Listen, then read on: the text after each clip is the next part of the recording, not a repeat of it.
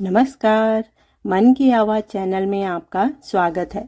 हमारी आज की कहानी है अभागी माँ। पति कमलेश जी के जाने के बाद सभी बेटे और बहुएं करीब 1 घंटे से माँ के कमरे के बाहर ही एक दूसरे पर अपना गुस्सा निकाल रहे थे। बहस हो रही थी कि अब माँ को अस्पताल ले जाना है या नहीं, और ले जाया जाएगा तो खर्चा कौन उठाएगा। माँ की तबीयत की किसी को नहीं पड़ी थी। पिता के जाने के बाद तीनों भाइयों में मकान को बेचने की बातें हो रही थीं।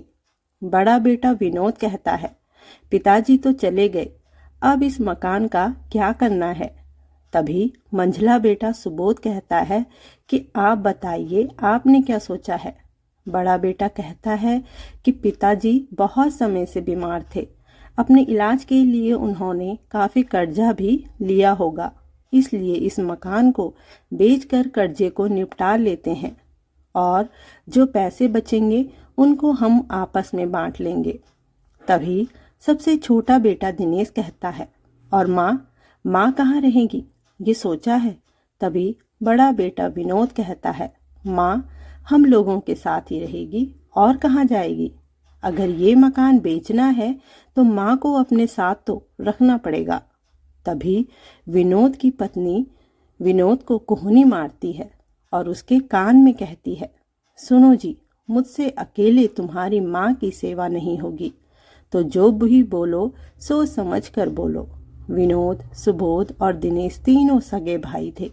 विनोद सबसे बड़ा था, उससे छोटा सुबोध और सबसे छोटा दिनेश, और तीनों भाई शहर में अच्छी तरह सेटल थे और तीनों ही अपने कामों में बिजी थे। आज पिताजी के गुजर जाने के बाद तीनों भाई अपने गांव आए थे। पति के गुजर जाने के सदमे में मालती जी ने बिस्तर पकड़ लिया था और बेटे अपने पुश्तैनी मकान को बेचने की बातें कर रहे थे। तीनों ने मकान को बेचने का फैसला ले लिया था, लेकिन अब सवाल माँ को रखने का था। मालती जी अपने बिस्तर पर लेटी हुई सब सुन रही थी। 3 बेटों के होते हुए भी आज वो पति के जाने के बाद खुद को बेसहारा महसूस कर रही थी। फिर भी अपनी पूरी हिम्मत बटोर के कहती हैं, तुम लोग मेरी चिंता मत करो, तुम लोग जाओ और अपना अपना काम करो, मैं यहीं ठीक हूँ। लेकिन माँ, आपको यहाँ अकेले रखेंगे तो पूरा गांव हम पे थू थू करेगा। नहीं भैया, कुछ तो सोचना पड़ेगा। हम लोग माँ को ऐसे यहाँ नहीं छोड़ सकते। भैया, आप माँ को अपने साथ ले जाइए। हम सब में से आप सबसे बड़े और ज़्यादा संपन्न हैं, तो आप माँ को रख सकते हैं। विनोद की पत्नी कहती है, अच्छा, आज हम संपन्न लग रहे हैं तुम दोनों को। वैसे तो तुम दोनों भाई अपने बड़े भाई को कुछ नहीं समझते और आज बड़े भैया हो गए। देखो भाई, तीनों भाई हैं और तीनों की जिम्मेदारी बराबर की बनती है। आप कहना क्या चाह रही हैं भाभी, साफ साफ कहिए ना। मंझला बेटा सुबोध बोला, देखो भाई, साफ साफ बात यह है कि बड़ा भाई ही क्यों अकेले पीसे। तुम लोग भी अच्छा कमाते हो, तुम्हारी भी घर में बीवी है, तो सेवा का अवसर सबको मिलना चाहिए। इसलिए माँ जी 1 महीने तीनों भाइयों के घर में रहेंगी। तीनों भाइयों को ये बात जम जाती है। मालती जी ये सब देख और सुन रही थी।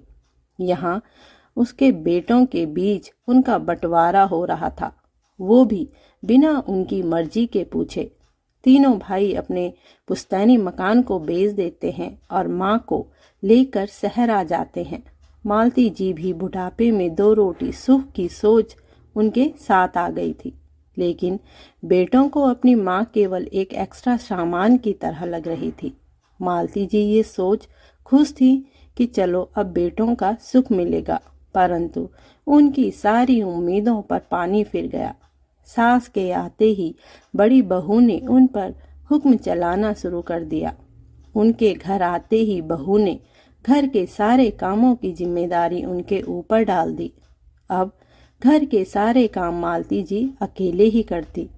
एक दिन थक हार कर उन्होंने अपनी बहू से कहा, बहू, मुझसे सारे काम अकेले नहीं होते, अगर तुम मेरा हाथ नहीं बढ़ा सकती तो किसी को मेरा हाथ बढ़ाने के लिए ही रख लो। मालती जी का इतना कहना था कि बहू दहाड़े मार चिल्लाने लगी। क्या मतलब है आपका कि हाथ बढ़ाने के लिए किसी को रख लो? क्या नौकर रखने में पैसे खर्च नहीं होते? कौन देगा नौकर के पैसे? आप दोगे क्या? जिनके पास फूटी कौड़ी नहीं है, मुफ्त की रोटियां खाने की आदत है आपको, वो यहाँ नहीं चलेगा। चुपचाप सारे काम करो। अपनी बहू की मिर्ची समान बातें सुन मालती जी अवाक रह गई।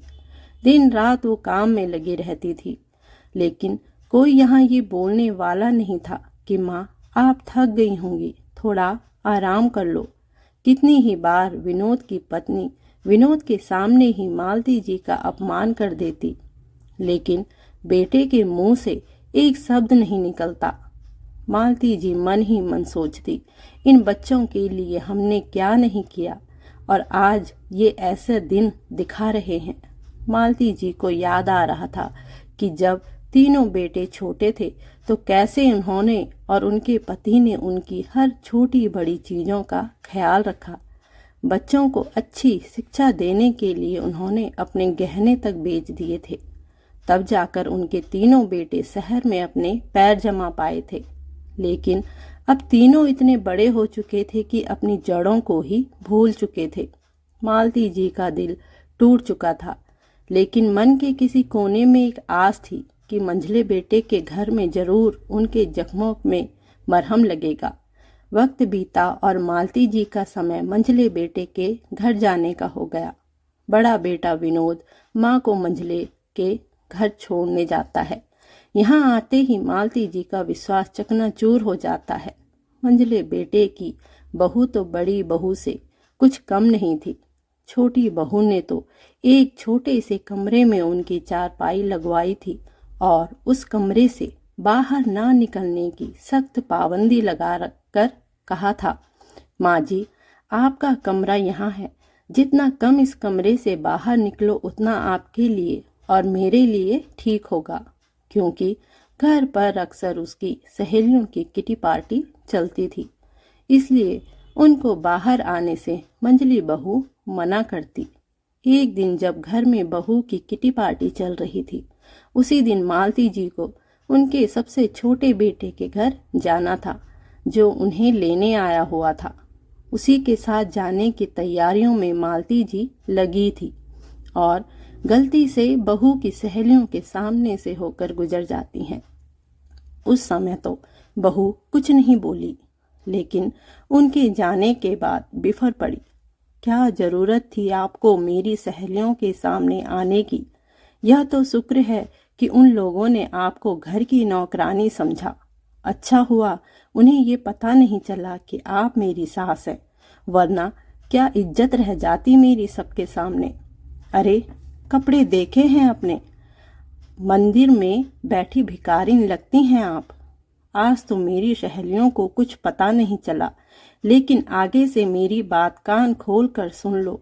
घर में जब भी कोई आएगा तो आप अपने कमरे में ही रहा करो।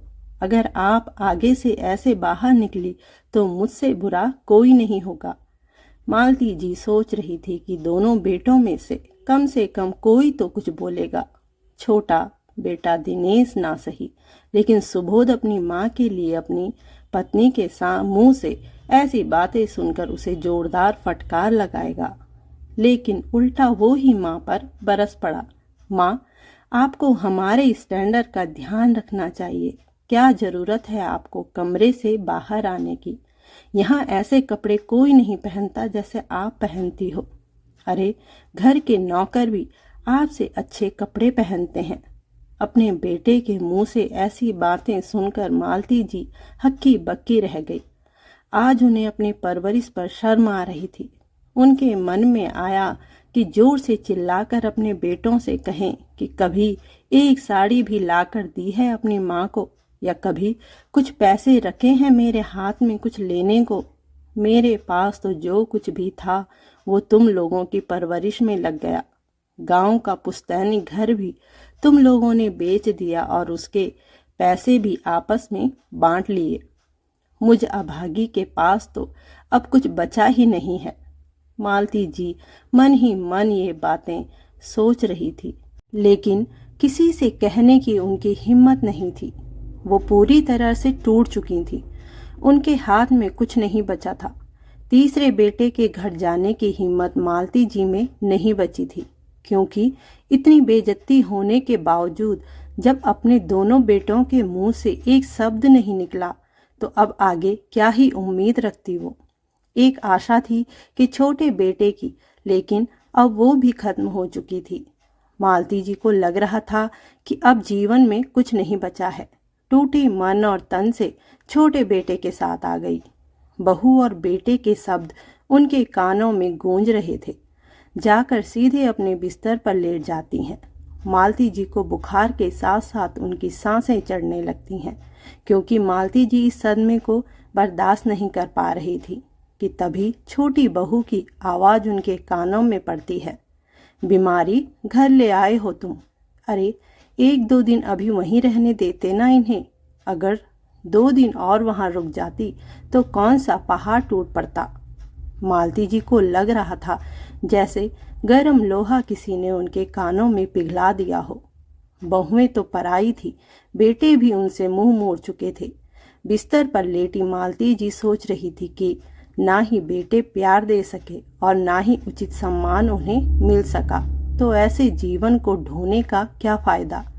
न जाने कितनी बार माँ बाप अपने बच्चों के लिए त्याग करते हैं, लेकिन बच्चों का इसका आभास तक नहीं होता। वो जीवन से हार चुकी थी।